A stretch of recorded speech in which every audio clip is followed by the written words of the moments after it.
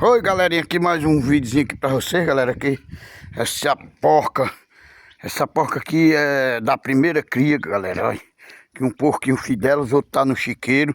Galera, e a porca dessa raça de porquinho caipira aqui, é da gente engordar pra fazer gordura, né, galera? E é uma coisa muito boa, viu? A gordura de porco, a banha de porco não faz mal pra ninguém. Olha o tanto de guinézinho aí, galera. Olha, já um novinho lá na frente, ó. Os outros vai correndo aí, ó. Maravilhas de Guiné. Tem um galo aqui, galera. E